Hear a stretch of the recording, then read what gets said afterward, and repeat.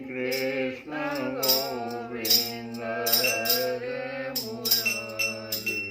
हे नाथ नारायण वासुदेव श्री कृष्ण गोविंद हरे मुरारी। हे नाथ नारायण वासुदेव। हे नाथ नारायण वासुदेव।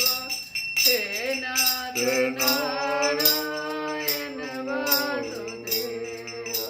हे नाथ नारायण वासुदेव। हे नाथ नारायण वासुदेव।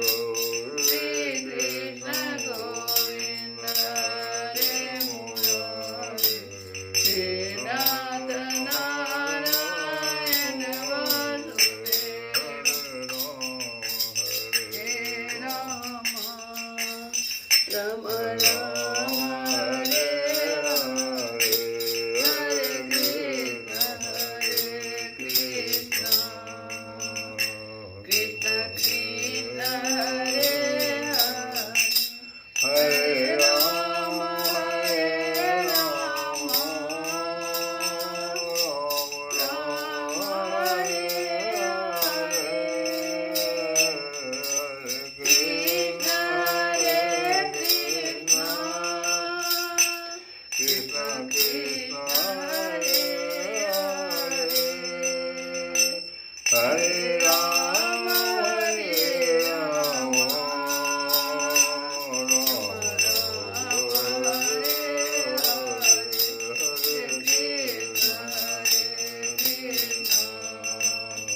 कृष्ण कृष्ण हरे हरे। कथारंभ सुनम प्रिय हनुमान। राम लखन जानकी सदा करहु कल्याण। हम लोग कल कथा में बुद्धि भेद कहते हैं कि विद्वान पुरुष को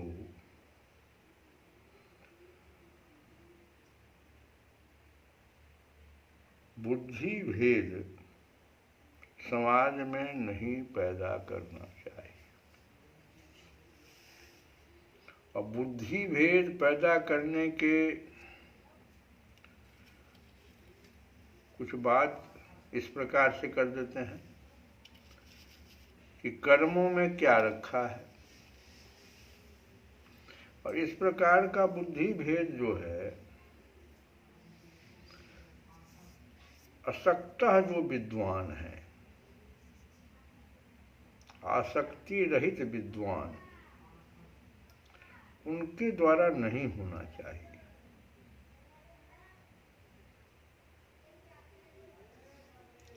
असक्तः विद्वान मतलब जिनके अंतःकरण में स्वतः स्वाभाविक समता है,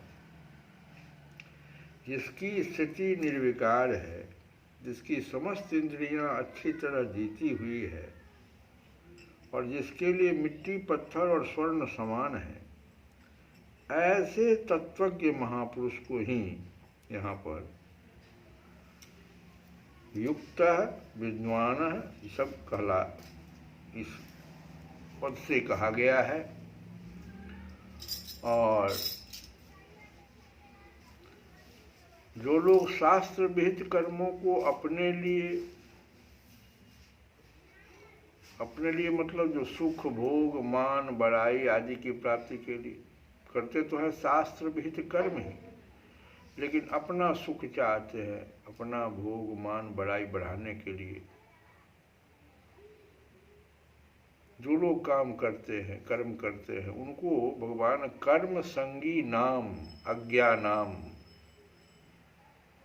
ऐसे पुरुषों को कर्म संगी नाम अज्ञानाम, अज्ञानी कहा है, कर्म संगी और अज्ञानी।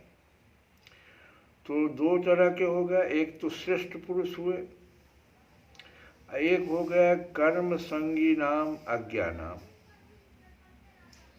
कर्म संगी अज्ञा नाम जो सुख भोग मान बड़ाई आदि के लिए कर्म करते हैं, लेकिन शास्त्र विहित कर्म को करते हैं। तो श्रेष्ठ पुरुष पर भगवान कहते हैं विशेष जिम्मेवारी होती है, क्योंकि दूसरे लोग जो कर्म संगी नाम अज्ञा नाम मनुष्य हैं, वे लोग स्वाभाविक ही श्रेष्ठ पुरुष के का अनुसरण करते हैं। इसलिए भगवान विद्वान को आज्ञा देते हैं, जो श्रेष्ठ पुरुष हैं उनको आज्ञा देते हैं कि उसे ऐसा कोई आचरण नहीं करना चाहिए और कोई ऐसी बात नहीं कहनी चाहिए जिसे कामना युक्त पुरुषों का वर्तमान स्थिति से पतन हो जाए। जैसे उदाहरण के लिए इसी को भगवान बुद्धि भेद उत्पन्न करना भी कहते हैं, उसके बुद्धि में भेद नहीं उत्पन्न कीजिए। जैसे उदाहरण में कोई तत्वज्ञ है, ज्ञानी है, लेकिन अगर वो इस प्रकार का अगर बात कहे, कहाँ पर जाकर के, जो कर्म संगी नाम अज्ञा नाम टाइप के मनुष्य हैं उनके बीच में, कि कर्मों में क्या रखा है, कर्मों से तो जीव बंधता है, कर्म निकृष्ट है, कर्म छोड़कर ज्ञान में लगना चाहिए, इस प्रकार की बातें अगर मान लो उपदेश में कहते हैं वहाँ जाके, इससे भगवान जो है मना कर रहे हैं कि ऐसा नहीं आचरण करना है, ऐसा कोई आचरण नहीं करे और ऐसा कोई उपदेश नहीं दे जिससे कि जो अज्ञानी पुरुष हैं वो वर्तमान स्थिति से पतन की ओर चले जाए, कर्म करना ही छोड़ दें। ये सारा जो अभी हम लोग 4-5-6 दिन से सुन रहे हैं भगवान का जो कर्म संबंधी निर्देश है, वो शुरू हुआ है कहाँ से? अर्जुन के सिर्फ एक प्रश्न से कि हमको हे भगवान इस घोर कर्म में क्यों लगा रहे हैं। युद्ध भूमि के बीच में जाकर के वह बोल रहा है कि हमें इस घोर कर्म में क्यों लगा रहे हैं। यहीं से भगवान जो है अर्जुन को बहुत तरह से उपदेश दे रहे हैं। कहता है अर्जुन कि ज्यायसी,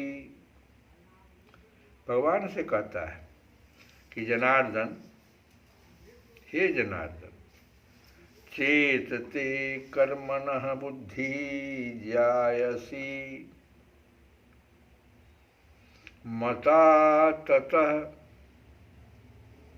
हे जनार्दन, अगर आप कर्म से बुद्धि को श्रेष्ठ मानते हैं, पीछे के प्रसंग में भगवान कहीं इस प्रकार से भी समझाए थे, तो वही चीज अर्जुन बोल रहा है कि कर्म से अगर ज्ञान को, बुद्धि को श्रेष्ठ मानते हैं तो फिर हे केशव, माम घोरे कर्मणि किम नियोजयसि, मुझे घोर कर्म में क्यों लगाते हैं। यही जो अर्जुन प्रश्न कर दिया, इसी पे भगवान बार बार समझा रहे हैं कि कर्म तो सबको करना ही है, आपको कर्तव्य कर्म से नहीं हटना है।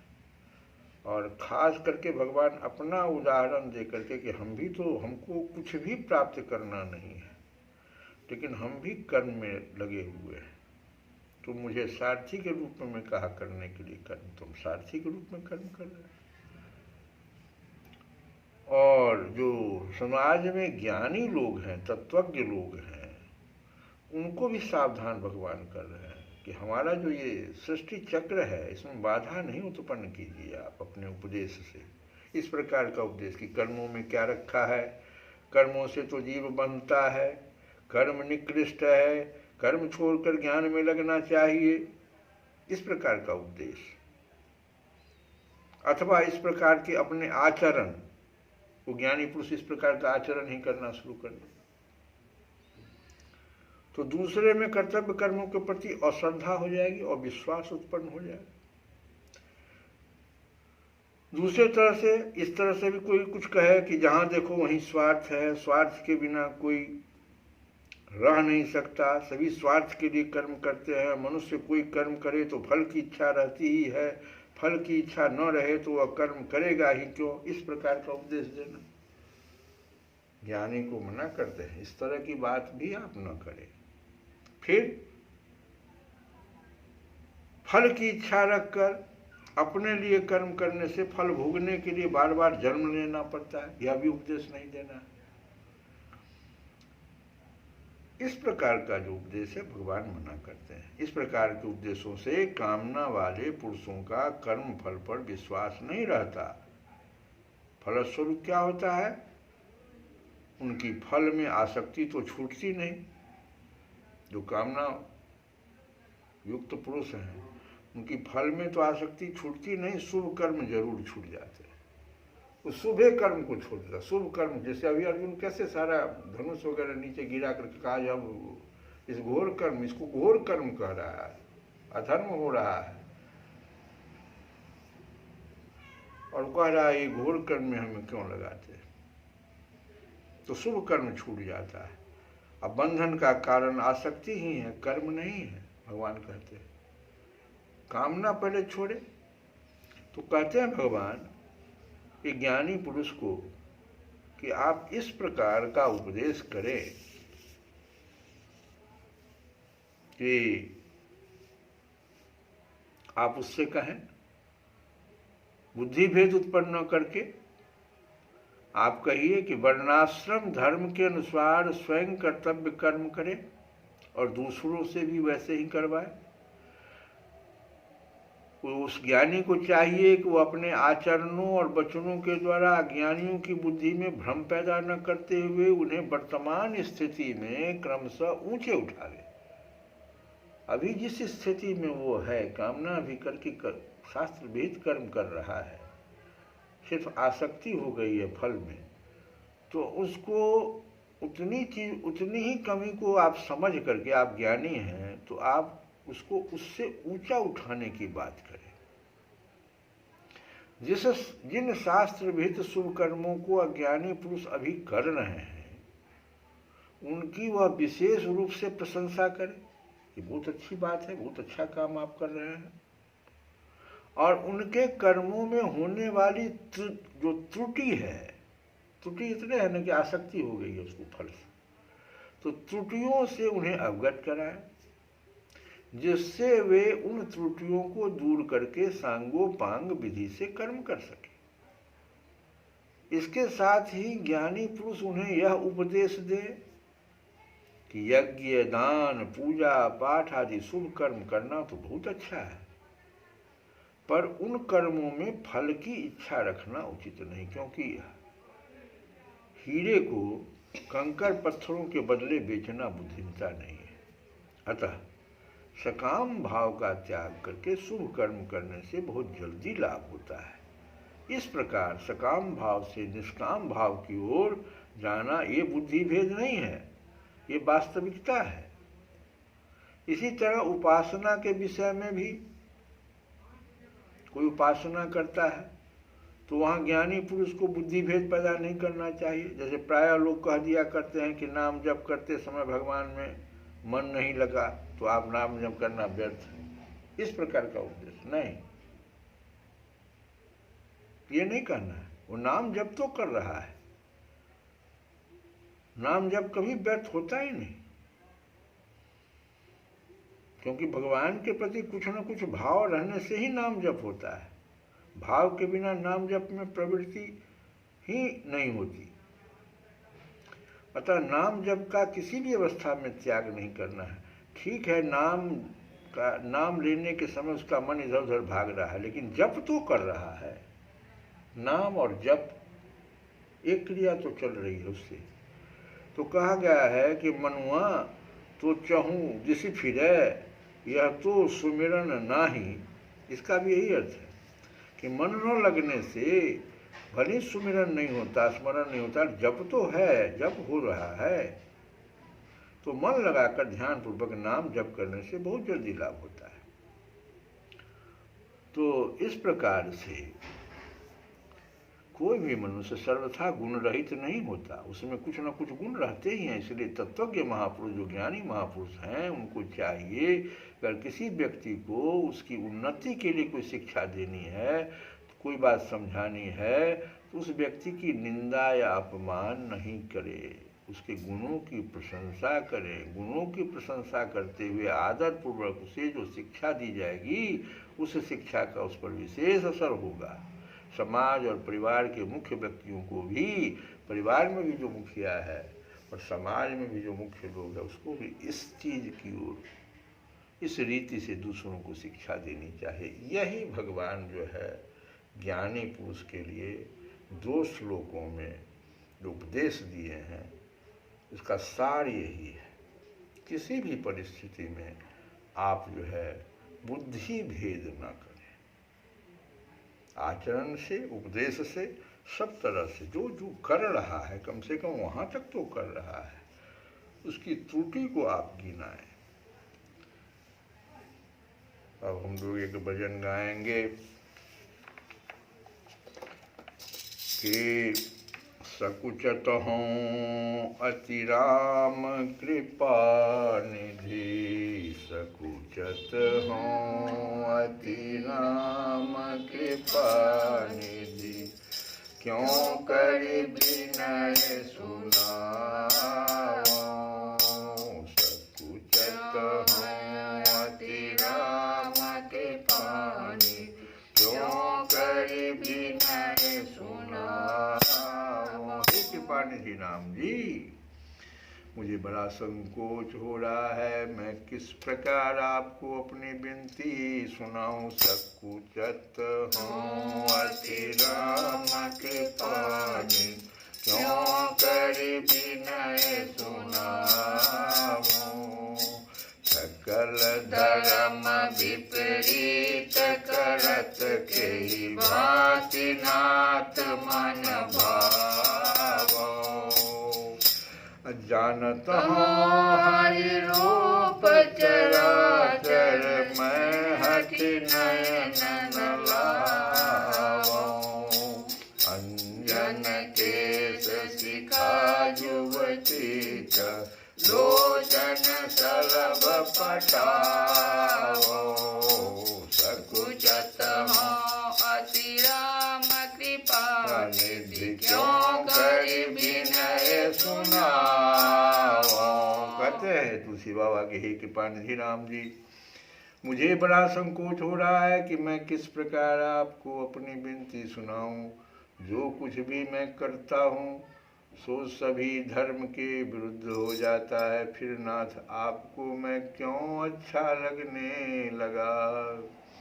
यद्यपि मैं जानता हूँ कि संपूर्ण जड़ चेतन भगवान श्री हरि का ही रूप है, पर मैं उस हरि स्वरूप को भूलकर भी नहीं देखता। मैं तो अपने नेत्र रूपी पतंगों को कामनी रूपी अग्नि की शिखा में जलने के लिए भेजता हूँ। आगे कहते कि श्रवणनि को फल कथा तुम्हारी, यह समुझाओ। तीन श्रवणनि पर दोष निरंतर, सुनि सुनि बड़ी भरता। यही रचना गुण गाय तिहारे, बिनु प्रयास सुख पावो। यही मुख पर अपवाद भेदो, रटि रट जन मन कावो। सकुचत अति राम कृपा निधि, क्यों कर विनय सुना।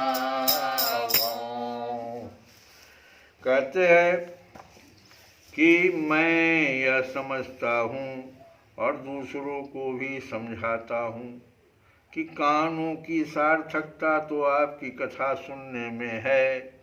श्रवणनि को फल कथा तुम्हारी, यह समझो समझाओ।